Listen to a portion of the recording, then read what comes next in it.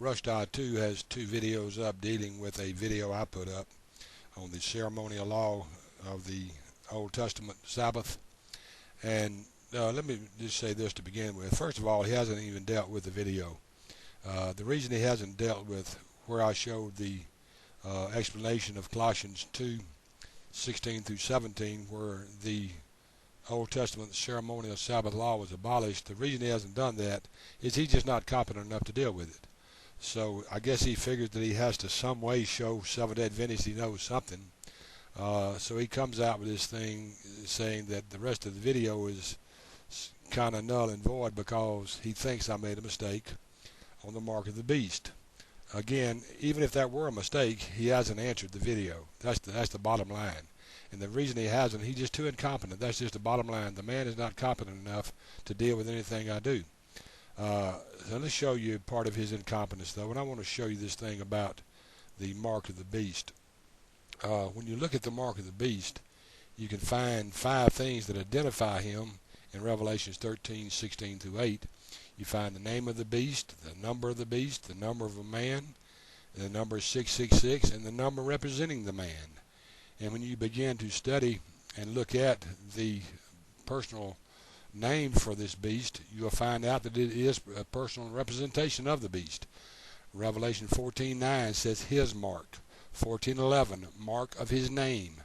Revelation 15:2, his mark again. Revelation 16:2, the mark of the beast. 19:20, the mark of the beast. Revelation 24, the mark. In 14:11 is called the mark of his name. So all of those things are associated with the mark of the beast.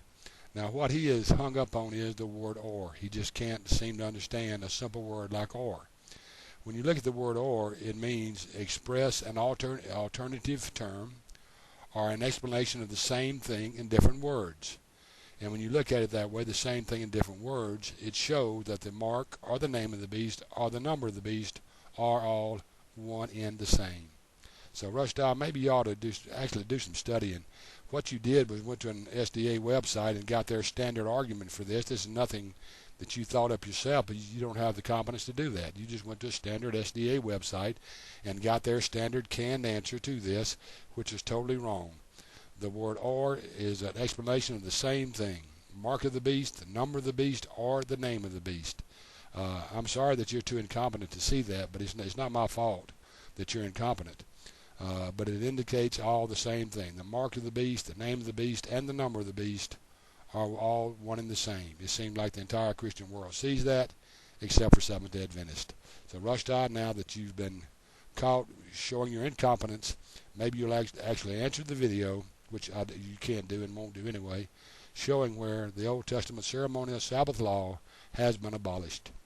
I look forward to your non-reply. Until next time, this has been Godly Saying. God bless.